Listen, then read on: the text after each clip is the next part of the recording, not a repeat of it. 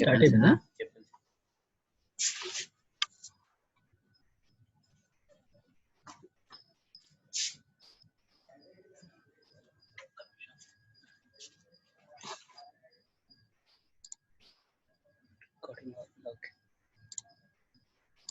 ఎంతమంది వచ్చారు? లాక్ చేసావా? 128.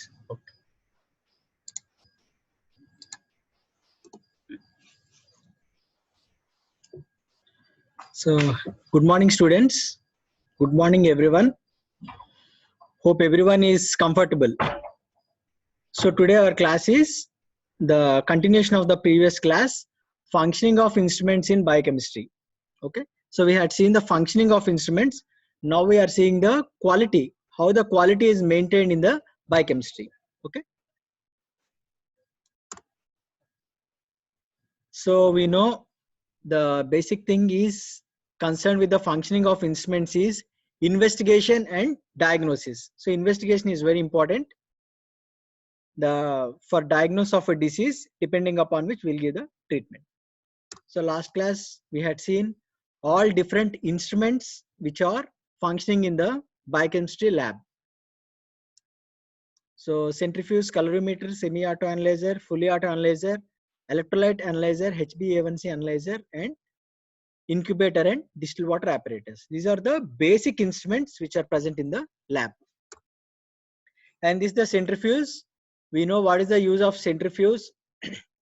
It separates blood cells and the serum in the blood, because some investigations are done in the serum only, for which the cells are not required, in which we'll separate the serum and the blood cells. And some investigations which are concerned with the blood cells, they are done in the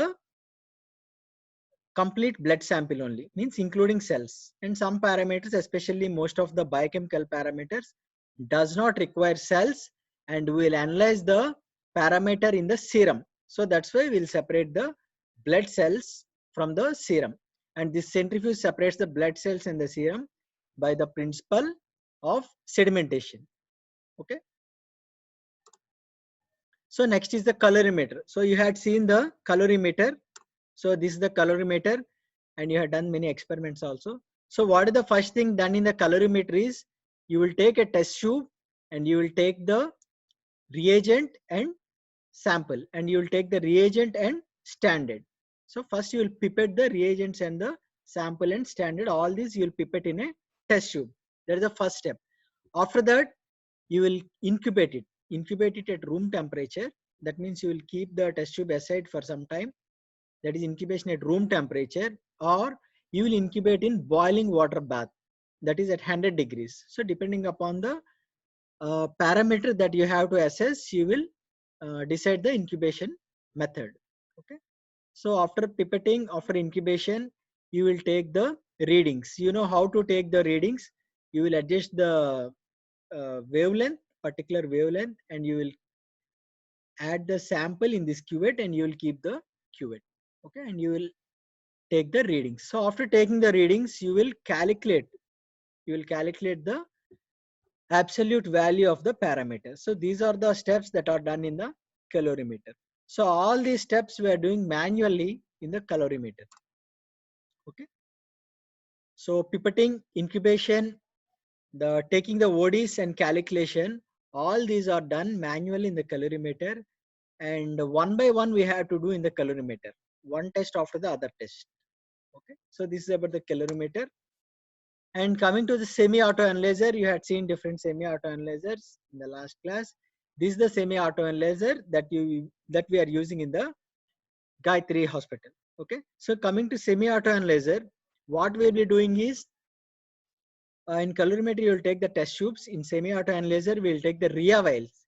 In the Rhea vials, they are smaller in size and more stable and disposable than the normally used test tubes. So we'll use the Rhea vials. So in the Rhea vials, you will take the reagent and you will take the sample. That means you will pipette the reagent and the sample in the Rhea vials. After that, you will keep it aside for incubation, or you will keep it in the incubator for incubation, depending upon the temperature required for that particular reaction. Okay.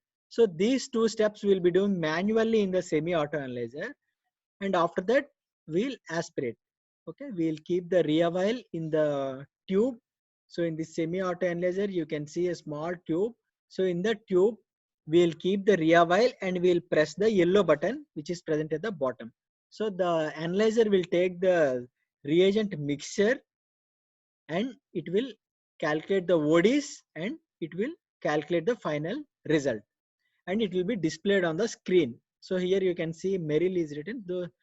There the report will be displayed. This is about the semi-auto analyzer. Hope I am audible and visible clearly. Okay. So semi-auto analyzer is an analyzer which will do half the part by itself. Okay. So remaining half we have to do. And the semi-auto analyzer we have to do test by test, one after the other sample.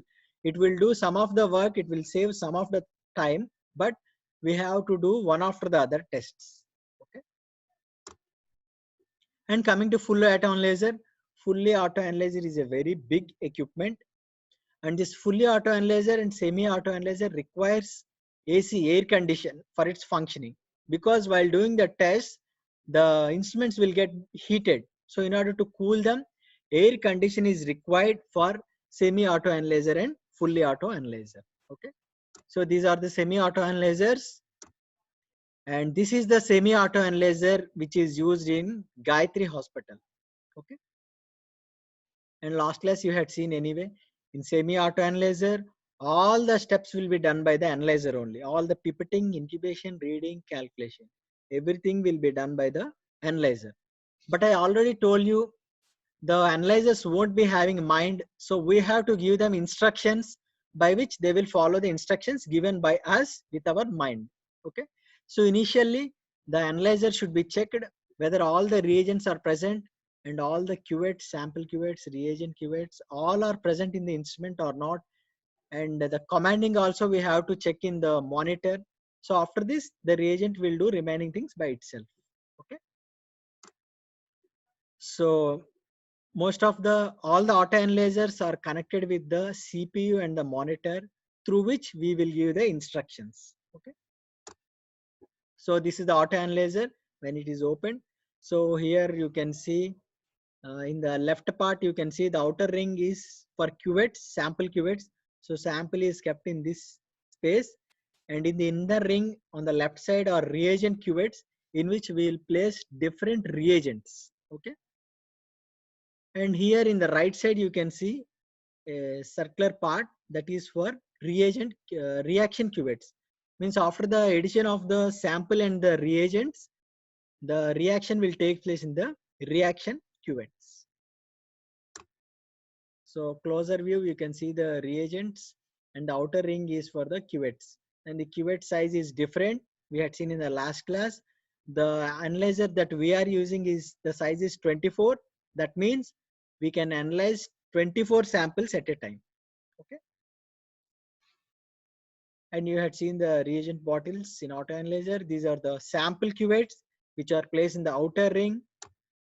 And these are the reaction cuvettes which are meant for the reaction between the sample and the reagent. These are placed in the right side of the instrument in the circular part. And we had seen the electrolyte analyzer which is used for measuring sodium, potassium and chloride, and ion selective electrode is a principle based. So this is the electrolyte analyzer. So here in the left side you can see the reagent pack, and in the upper portion you can see the display where we will give the commands and we will get the report. And in the right side down part you can see a black thing that is for giving the sample.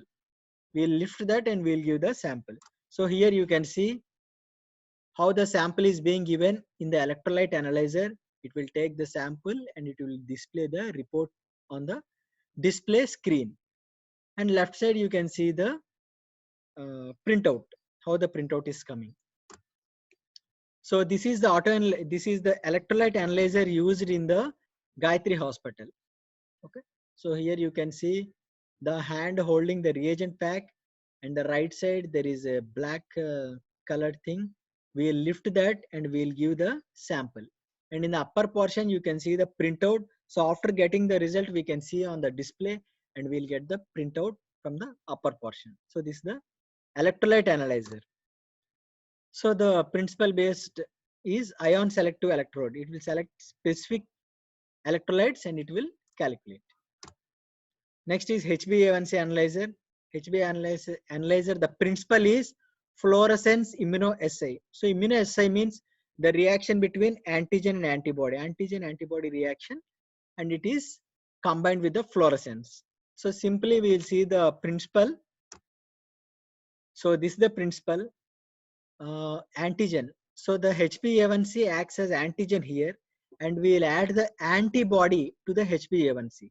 Okay, anti-HbA1c antibody we will add, and to this antibody, a fluorescent substance is labeled, or a fluorescent substance is attached to the antibody of the HbA1c. Then what happens is this HbA1c reacts with this antibody and forms antigen-antibody complex, and this labeled fluorescence will give the fluorescence. So whenever there is antigen-antibody reaction, this label will give the fluorescence. So this machine, this HbA1c analyzer, will assess the quantity of fluorescence. So how much is the fluorescence, that much is the antibody, and how much is the antibody, that much is the antigen HbA1c. So in this way, indirectly, the analyzer HbA1c analyzer will assess the HbA1c levels by assessing the fluorescence. Okay. So here what we are doing is we are adding the fluorescence labeled antibody. So this is the HbA1c analyzer that we had seen in the last class. So the basic principle is immunotechnique, the reaction between antigen and antibody. Antigen is the HbA1c, and antibody we are adding the antibody. Okay.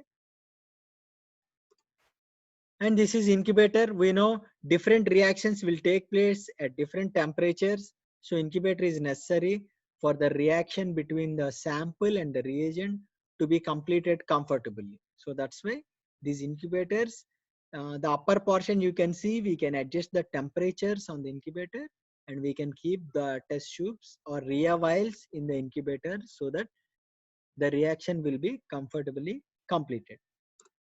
And this is distilled water apparatus. We know distilled water is necessary for blank, it is necessary for cleaning, and it is necessary for cleaning different piping systems in the analyzers. So common parameters estimated in biochemistry, this also we had seen. In diabetes, we'll see the RBS, FBS, and PPBS. And any patient coming to us with weakness, we'll see the RBS. And any patient with accident or in shock also, we'll see the RBS in those patients. And renal function test, we'll see the renal function test if we suspect any renal disease in the patient. Okay, mostly in elderly patients we can suspect renal disease, and we'll send the patient for the renal function tests. Liver function test, so we know if we suspect any liver disease or liver abnormality, we'll send the patient for the liver function test. The most common disease in we'll see the abnormality in liver function test is jaundice. And we know the types of jaundice: hemolytic jaundice, hepatic jaundice, and post-hepatic or obstructive jaundice. Okay. And hemolytic, we know the total bilirubin is more. In hepatic, we know both the direct and indirect are increased. And in post-hepatic or obstructive jaundice, the direct bilirubin and alkaline phosphate are increased. That we had seen in the lab. And in different other liver diseases like cirrhosis, all those things, we will see the abnormality in the AST and ALT, or SGOT and SGPT. And in some liver diseases, there will be defect in the total protein and albumin, because we know the protein metabolism, most of the protein metabolism takes place in the liver itself. Lipid profile. If we suspect any lipid abnormality, then we'll send the patient for the lipid profile. Mostly the lipid abnormalities are seen in the cardiovascular diseases. Okay. And other parameters like calcium phosphorus, which we'll see in bone diseases, uric acid, which we'll see in joint diseases, arthritis, amylase we'll see in the pancreatitis, and HbA1c we will see in to check the control of diabetes. So we had seen about all the analyzers. Now you have to understand the analyzers, understanding analyzers. So for example, if 12 patients come to the lab in the morning time for blood tests, everyone want to test their sugar levels and lipid profile. So analysis on which instrument will be better. So you'll prefer which instrument. So here you can see a large number of patients, 12 patients, and each patient want to do his sugar levels, that means FBS, and lipid profile means he will be having 5 parameters. So totally 6 parameters and 12 patients. So totally 72 tests we have to do. So we can't do that in the calorimeter or the semi-auto analyzer for 72 tests. That's why we'll go for the fully auto analyzer, which is meant for doing a number of tests in number of patients. So that's why when 12 patients come, we'll go for the fully auto analyzer. We'll prefer fully auto analyzer to do the tests in such case. If suppose, hope everyone is understanding, if suppose 2 patients come to our lab in the morning time to check their fasting blood levels, blood sugar levels, okay, then which one is better? So only 2 patients came and only 2 tests, FBS for both the patients. So in such case, we can't take the fully auto analyzer because we have to on the full setup. We have to place all the reagents, all the cuvettes, sample cuvettes, all this you have to place. So no need to do that much only for 2 patients. So in that case, we'll go for the semi-auto analyzer. Okay, semi-auto analyzer. The 2 patients we can do one after the other within 10 minutes or 15 minutes. We can complete both the tests. Okay. So that is the importance of semi-auto analyzer. And here we are going another case. This is another situation. A medical camp is being conducted in an open ground and many patients are coming to check their random blood sugar levels. So which instrument do you prefer? Which is the better one at that time? So here you can see an open ground. The fully auto analyzer is a very big equipment. We can't take all the equipment to the ground. There will be the big equipment, there will be computer, CPU, monitor, everything should be connected to the electric circuit. So we can't do that all these things in the open ground. Okay. And coming to semi-auto analyzer can be managed in open ground, but the semi-auto analyzer and auto analyzer require air condition, AC. Otherwise the instrument will get heated by doing the tests and they won't work for the further tests. So that's why in this case we can't use the semi-auto analyzer or fully auto analyzer, and we will prefer the calorimeter. Even though it is difficult, even though it takes more time, but the better option in this situation is calorimeter only. Okay, so we'll do the test in the calorimeter, and you know how to do the test in the calorimeter. Even though it takes a long time, the better option is calorimeter in this particular situation. Next, we completed about the instruments. You had understood about the instruments. Next, understanding quality of a lab report. So what is the quality of a lab report? Simply giving any type of report is not sufficient. We should maintain some quality. See, I will tell one example. Suppose a patient comes to Gayatri Hospital in the morning time and he will give a sample, blood sample in a red colored tube, and he will ask us to check the fasting blood levels. Okay, he won't ask us to take his sample. He will give his own sample in a red colored tube directly to the lab, and he will ask us to check the blood glucose levels. Then we will get 110 milligram per deciliter. His fasting blood sugar level is 110 milligram per deciliter. But the same patient, what he does is, he will give the same sample in another tube to Geetham Hospital also. Then he will get 120 milligram per deciliter in the Geetham Hospital report. And same sample he'll give to the NRI Hospital also. There he will get 100 milligram per deciliter FPS. So he had taken the sample at the same time and he had loaded 3 test tubes with the samples, and 3 test tubes he had given to 3 different hospitals, and he got different values. In Gayatri, he got 110 milligram per deciliter. In Geetam, he got 120, and NRI 100 milligram per deciliter. Then how will you say which report is correct? How will you decide? And how he will decide which report is correct?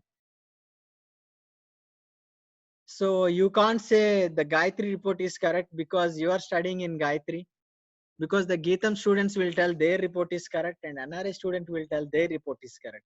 Then how will you say which report is more reliable? You can depend on which report. Then here comes the quality. There is a quality check for each and every lab. Okay. So we'll see the quality check, quality control. This quality control is the quality check for each and every lab.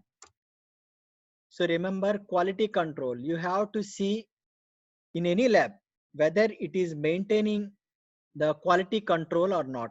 Then only you have to decide whether the report is acceptable or not. Okay. So quality control means the report should be standard, efficient and reliable, because depending upon the report only we will give the treatment. So the report should be reliable, then only the treatment can be given. So a standard lab which maintains quality control will give a standard, efficient and reliable report. Okay. So quality control is a check for the quality of the lab. So that quality maintaining is not a simple issue. It is a very complex. You have to maintain every person, the staff should maintain the quality, the machine quality should be checked, and the materials, the reagents and the distilled water, all the things which we are using, we should maintain the quality. And the method of testing, there are different methods for testing different parameters. We have to select a specific method which is suitable for that particular situation. And there is a chain of things that are happening in analyzing the blood sample. So the quality should maintain in complete chain, in all the procedures, in all the processes through which the sample is going, the quality should be maintained. So that's why, to understand the quality control, you have to understand how these samples are undergoing different process, okay, to before testing. So here you can see, starting from the patient, which is in a big oval shape. So first the patient comes and he will take the requisition, means he will take the requisition for what tests he have to do, whether only glucose or glucose and cholesterol, or glucose, cholesterol and repeat profile, liver profile. So all the things he will take the requisition, and after requisition the patient comes. Hope everyone is following. Okay, patient comes to the sample collection room. There we'll do the patient preparation. That means we'll check whether the patient and the billing name is same or not. Sometimes what happens is, some other patient, the patient attender will come with the slip and we'll take the blood of the patient attender. So we should be careful.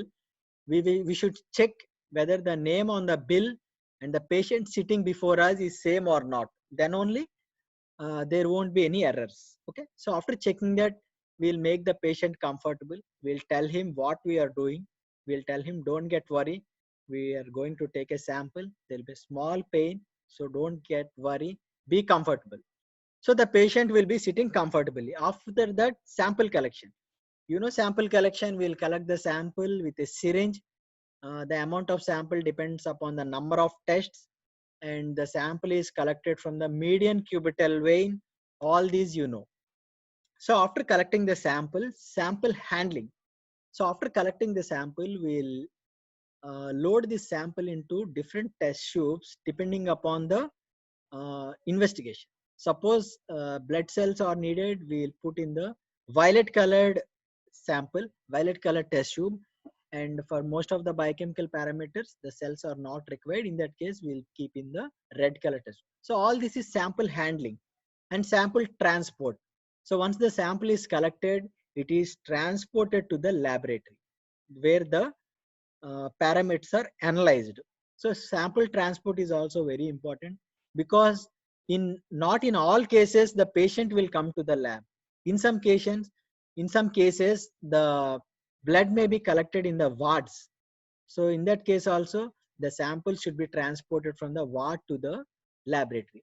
In some cases, the patients may be in 4th floor where the sample is collected and the sample analysis is done in the ground floor. So the sample should come from the 4th floor to the ground floor. In between, the sample transport should also be maintained perfectly. Otherwise, the sample will be spoiled and the quality of report will be changed. So sample transport is also important. In some conditions, the sample is collected home. Then also the sample should be transported safely to the laboratory. And in some conditions, the sample is collected and sent to some other lab. So transport is also very important. Next, coming to sample receiving. Sample receiving means the person who is receiving sample in the lab should check whether the billing name and the name written on the test tube is same or not. And the sample is good for testing or not, the person should check. That means sample may lies. If sample is lies, it is not sufficient. Okay. And sometimes the sample may not be sufficient. If a small amount of sample is given for 10 number of tests, then it is not sufficient. So in such cases, the person will reject the sample where the transport is not good, and when the sample is not sufficient, or when the sample is lysed, then the person will not take the sample in the laboratory and he will reject the sample. He will tell to send the sample again from the patient. Okay. So if the sample is good, sample receiving is done and the analysis is done. Analysis, you had seen different type of analyzers: semi-auto analyzer, fully auto analyzer, electrolyte analyzer. In all these, it is analyzed. So after analysis, we'll get some results. All these results we'll get on the screen of the analyzers and we'll note it on the registers. So after entering the registers, the results in the registers, then the reports are made. Okay. So the reports can be made manually or the reports can be made by using some softwares.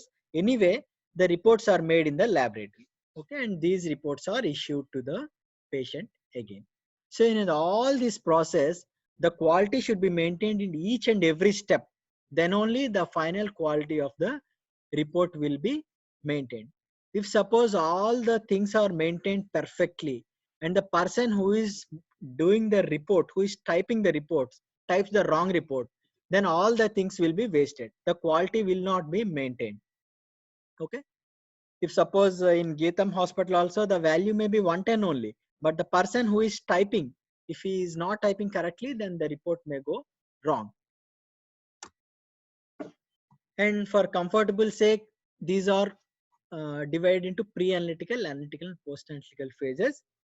Just now what we had seen in the previous slide, all these are for comfortable sake. For comfortable sake, we had separated into pre-analytical, analytical, and post-analytical. Okay. Here, patient preparation to sample transport. Here, in analytical phase, the exact analyzing the parameters, and in post-analytical phase, the keeping and recording and reports, maintaining the reports and issuing the reports. All these come under post-analytical phase. So in all these phases, quality should be maintained. So in pre-analytical phase, we will see the patient specimen identification, labeling. We have to see the patient and labeling everything we have to do correctly. We have to write the name on the test tube also. And patient preparation, I told you, and sample collection, storage, and sample quantity also should be checked. For 10 tests, more quantity should be taken. For 20 or 30 tests, some 10 ml or 15 ml of blood may be needed. So depending upon that, sample is taken and sample transport. So all these come under pre-analytical phase. And analytical, we know we will use a standard operating procedure for analysis of different parameters in different instruments. And testing, review, and report interpretation is done in the analytical phase. That means the report is correct or not. All these things we'll check in the analytical phase. And post-analytical phase, the results are recorded and the right report is given to the right patient Sometimes we may give one report to other patient and other depending upon names.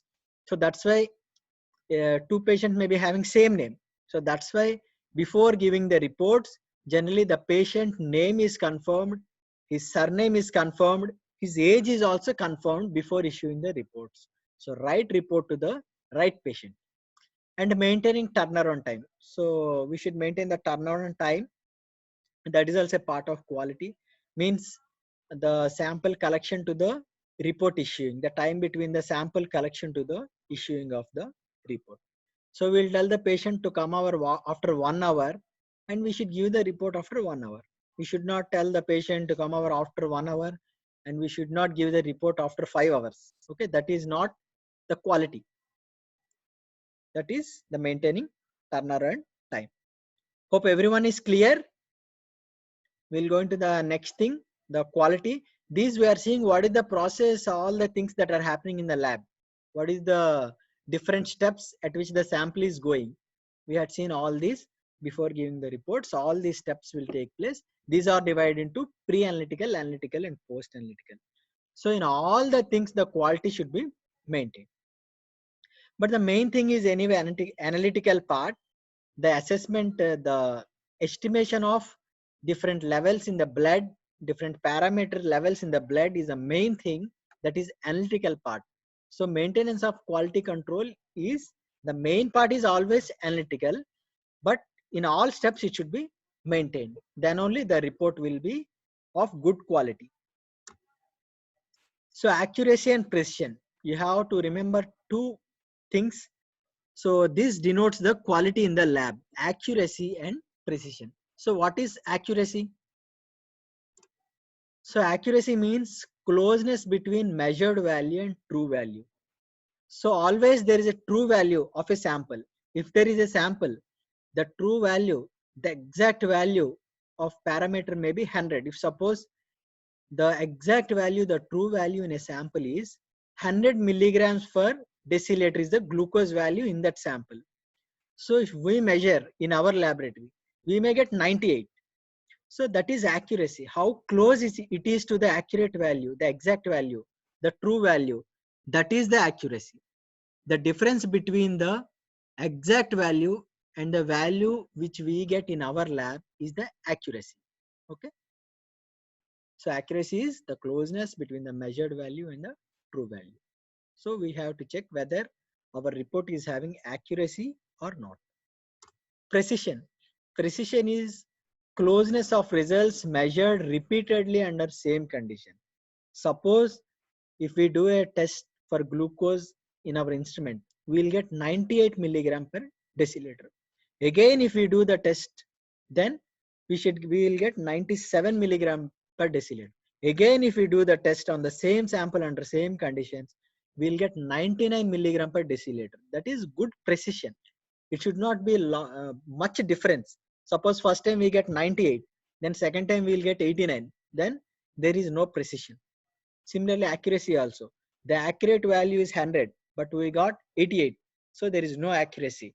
So a good lab should maintain good quality, which depends on the accuracy and precision. A good result should have good accuracy. That means it should be close to the exact value, and good precision. That means if we repeat also, we should get the same value, very near value. That is precision. So to maintain good quality, good accuracy and good precision should be maintained. Okay, not only good precision. See, if suppose the exact value is 100, when we do in our lab, we'll get 88. And when again we'll do, we'll get 87. That means good precision is not enough. Good precision and good accuracy should be there to tell that a report is having good quality. Okay. So to maintain quality of lab in the analytical part, we have to maintain the quality assurance. So quality assurance can be maintained by internally by internal quality control and external quality control. So these are the important things to maintain the quality of the lab, particularly in concern with the analytical part of the lab. Okay, so internal quality control and external quality control. So what is internal quality control? Internal quality control is done by us in our lab only. We will check our own quality by ourselves. That is internal quality control. So internal quality control means we'll check the quality of lab by ourselves. That is internal quality control. So that is done daily in our laboratory. It is applied to all processes, to all the instruments. We'll check. We'll see the internal quality control, and internal quality control identifies the problem immediately because we'll daily do it in the lab. We'll daily apply that procedure, the internal quality control procedures daily in the lab. So that's why we can identify the problem and even we can solve the problem immediately. Okay. And it is applied to all the instruments. As we are assessing our quality, we can identify the problem easily and immediately. So what we are doing in this internal quality control is, so here in the bottom part of the slide, you can see different small tubes are there. So in that we'll get some samples. We'll buy some samples from different companies, standard companies. So these samples, these tubes contain some samples and the sample values will be known to us. Okay. Suppose one sample is there.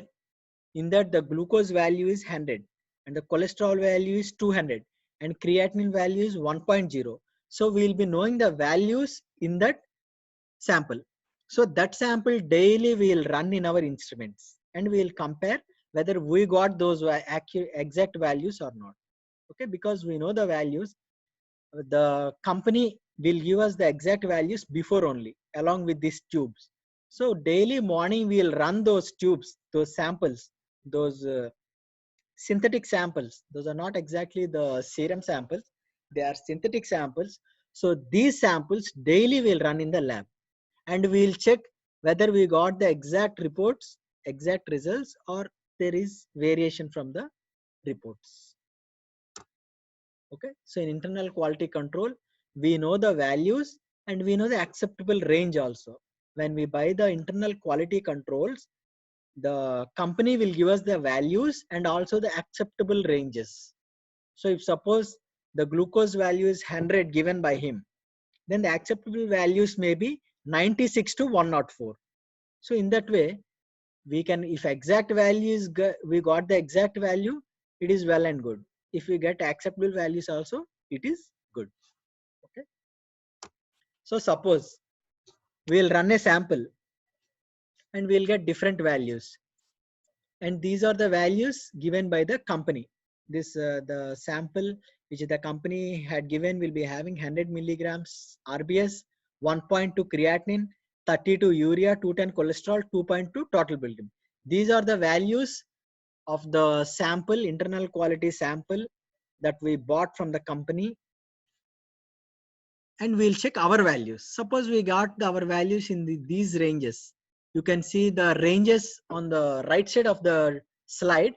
If we'll get the values in these ranges, then our quality is good. So this quality we are checking ourselves. Okay, this is internal quality control.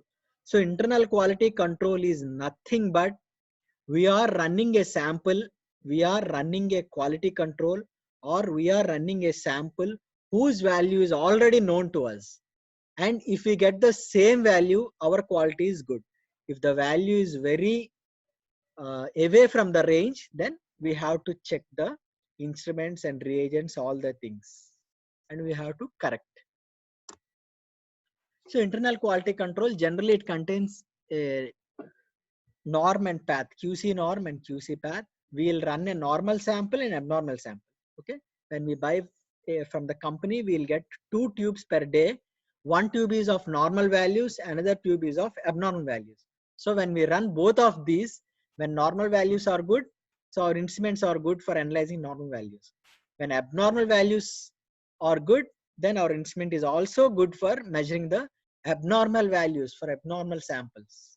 Okay, so that's why daily the QC norm and QC path are run in the morning time before starting the actual samples. When our values are near to the values given by the QC company, then our instruments are good, and for that whole day we can do the tests and give the reports without any hesitation.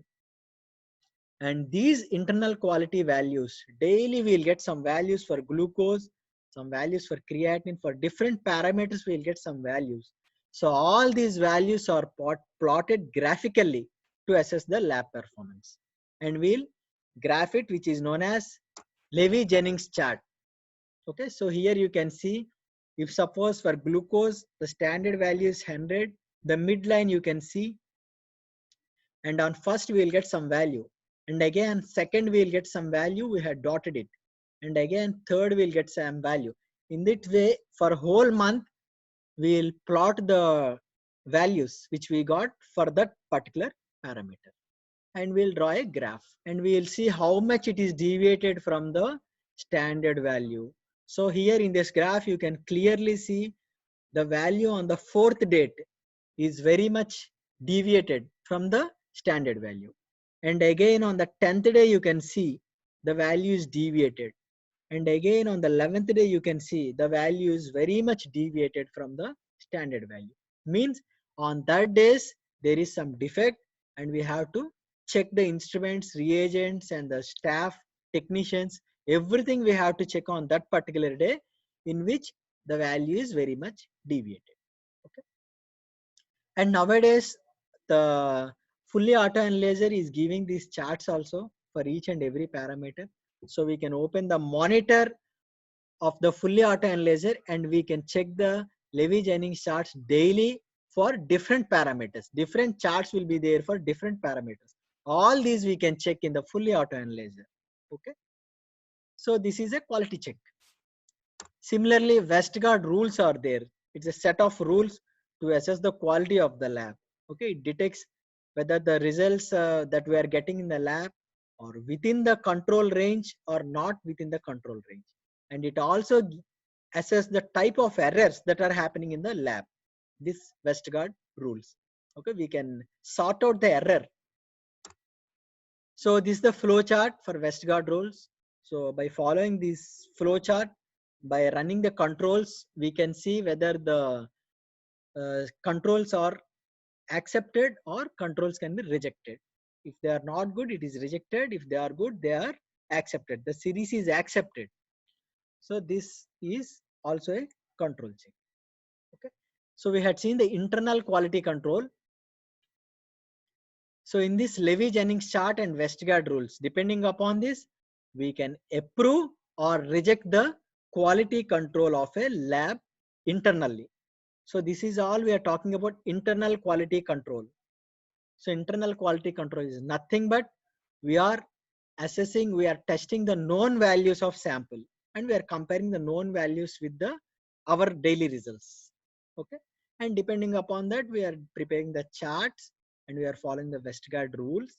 And if these charts and Westgard rules are okay, then we can approve the quality control. Otherwise, it is rejected. Okay. So this is about the internal quality control in a lab, which we will maintain by ourselves.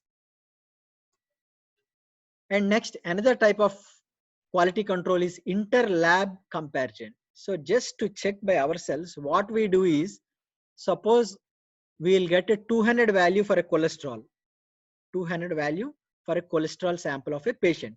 Then we'll send it the same sample to 3 other labs to check the accuracy of our report. It's a type of quality control. If in other labs also we'll get the near values, then it is good. Suppose if we send sugar values, glucose, see here, our lab we got 99 milligram per deciliter. We'll send to 3 labs, standard labs. In the first lab we'll get 100, second lab 98, third lab 97. So they are very near to our lab. So our lab report is good. This is inter-lab comparison. Okay. So this also comes under internal quality control only. So all these we will do to check the quality of our report by ourselves. So you had seen the internal quality control, and next is the external quality control. Here we'll do the tests, but the quality will be checked by the external agency. Some external agency will check the quality of the report in our lab. Whereas in internal quality control, we are checking our own results by different ways. Okay. So external quality control is checking the laboratory performance using external agency. This external agency is a very, very standard lab or standard hospital, okay, which checks our quality, because we'll give our quality checking to a higher institute only. So that's why this is a very standard institute. Most of the labs will check their external quality control by CMC Vellore, okay, because it is a very standard lab. So it will check the quality of the other labs. See, this is a process of external quality control. Here what happens is the external quality agency organization will send a sample. Okay, here you can see sent regularly. EQS sample sent regularly, you can see on the slide. So monthly one sample is sent by the external agency to our lab. So this one sample, we will test it in our laboratory. You can see we will analyze it and we'll get the results, and these results we will send it to the external agency.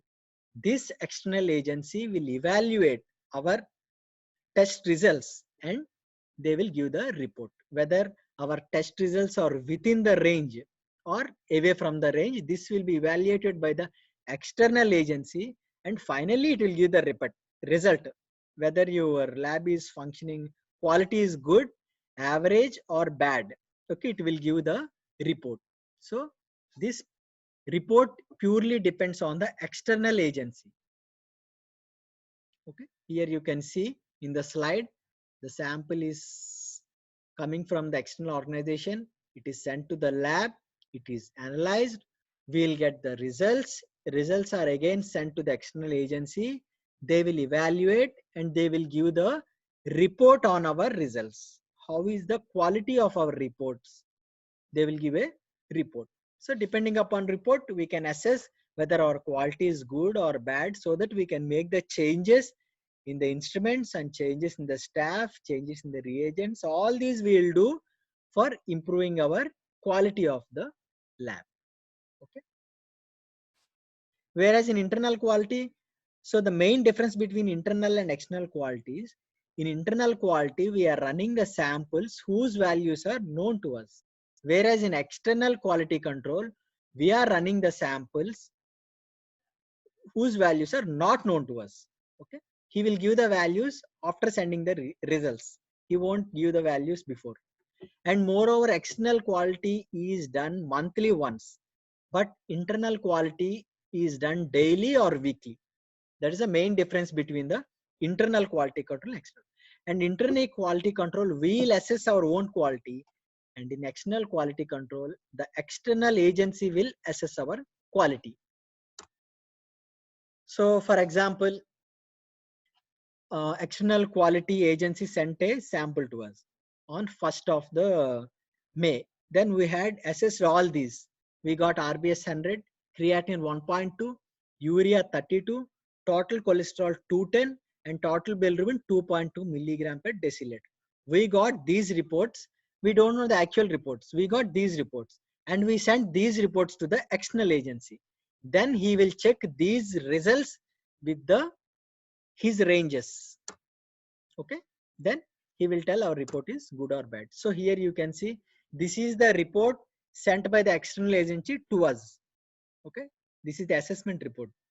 So here you can see different parameters, and here you can see the participants, how many labs had sent to that external agency in that month. And here one column you can see the range.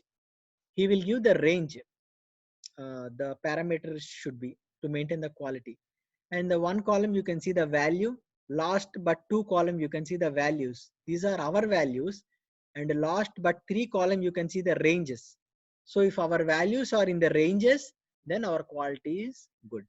So this he will release after sending the reports only. Before he won't release. So after sending our reports, we don't know whether our reports are in quality within the range or not. but we'll send all the reports which we'll get in our lab, and he will check whether they are in range or not, and finally he will send the report. So in this report we can check whether the values are within the normal range or not, and he will give the scorings, some VA scorings, all the scorings he will give depending upon our value. If suppose our values are not within the range, then we have to check the values about that parameter. If suppose the urea values are not within the range, then what we have to do is we have to check the equipment, we have to check the reagents, we have to check the staff whether they are performing accurately or not. So all this we have to check, and we have to confirm whether the quality of report is good or not. Okay. So here the external agency is assessing the quality in external quality control. He is sending the report. Whereas in internal quality control, we by ourselves, by different methods, are assessing our quality. So apart from this, there are also other aspects, not only the quality of the instrument, because we had seen all the aspects, the pre-analytical, analytical and post-analytical phases. So there are many aspects in these different phases. So the quality should be maintained in all these aspects, not only in analyzing the reports. If sometimes report is analyzed and the report typing is error also, the report may be, the quality may be gone. So that's why all these things should be checked. The reagents, the staff, the way of reporting, issuing of the reports, all these things should be checked to maintain the quality. So the other things that are to be maintained to get a good quality report is regular maintenance. So regularly quality controls should be passed.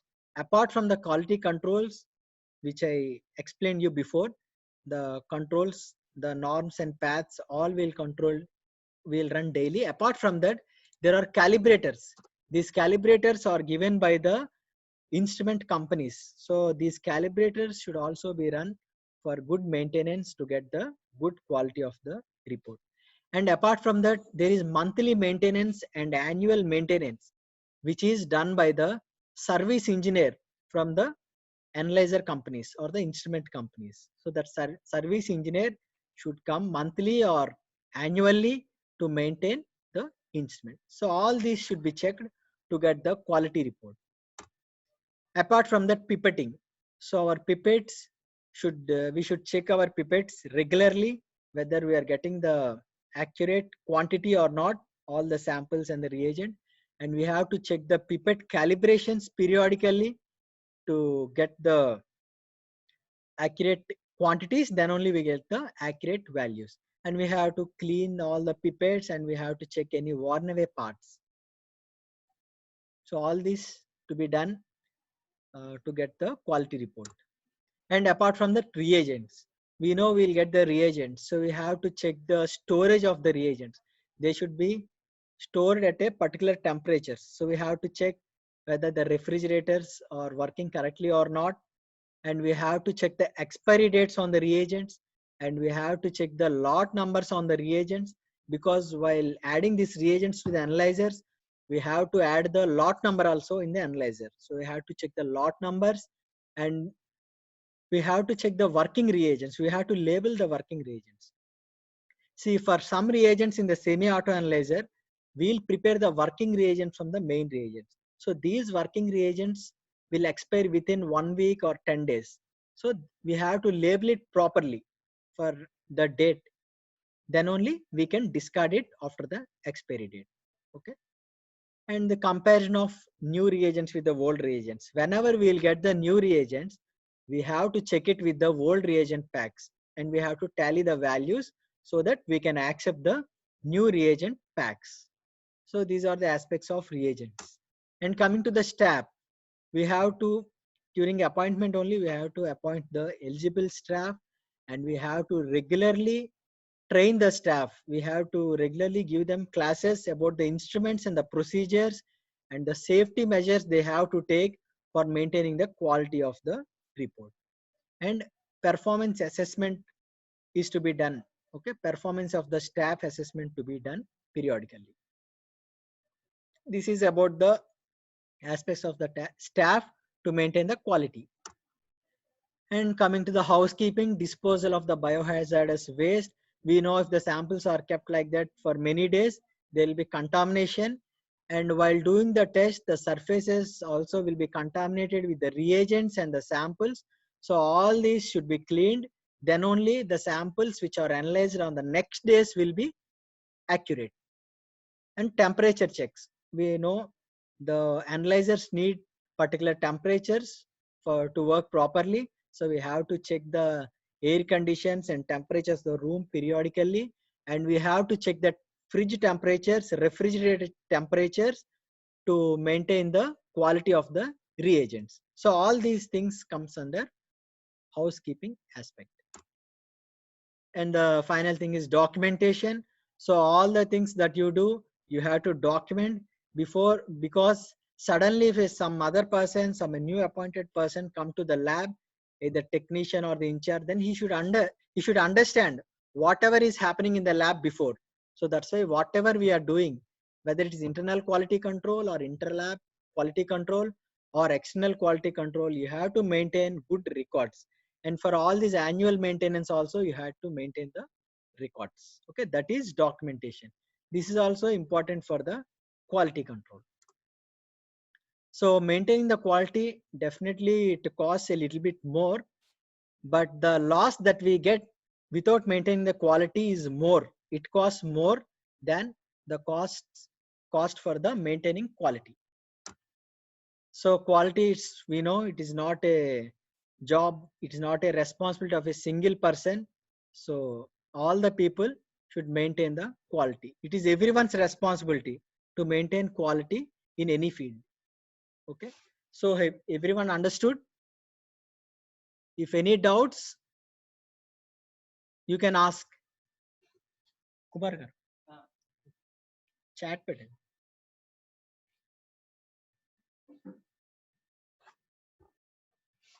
Chat ఉంది కదా, chat.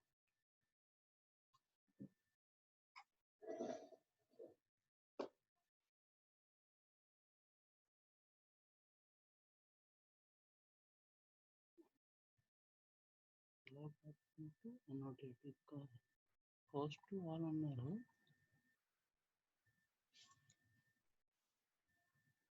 So if any doubts is there, you can type the message, you can chat so that I can see your doubt and I will explain in the video.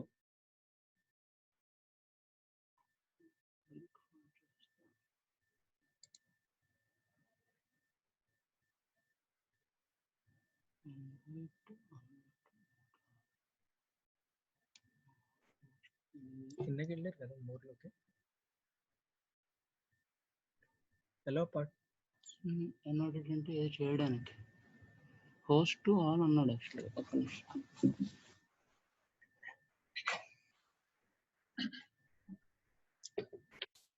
Connection.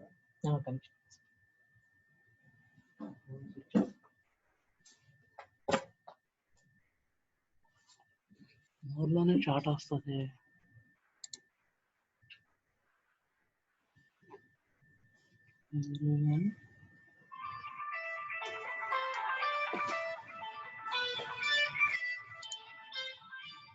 Everyone is meeting.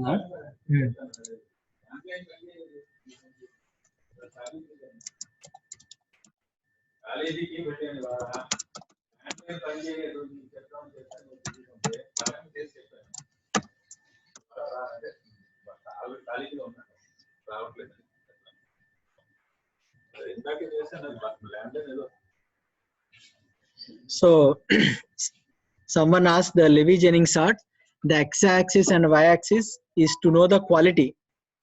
Okay, one is the time and other one is the value of the parameter.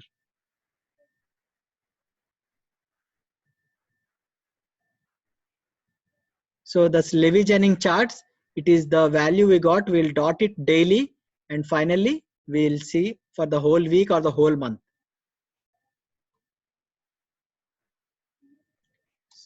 So anyone, any doubts?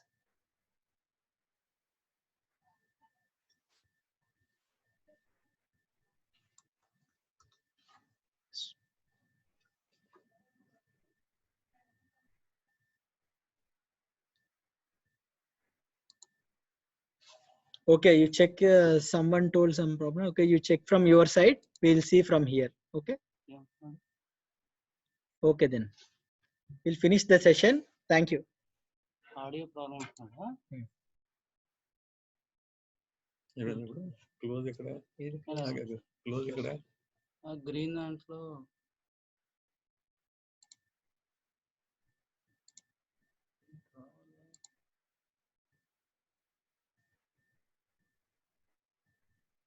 End meeting sir. మోర్లో చివరి sir. ఇప్పుడు end meeting కావాలంటే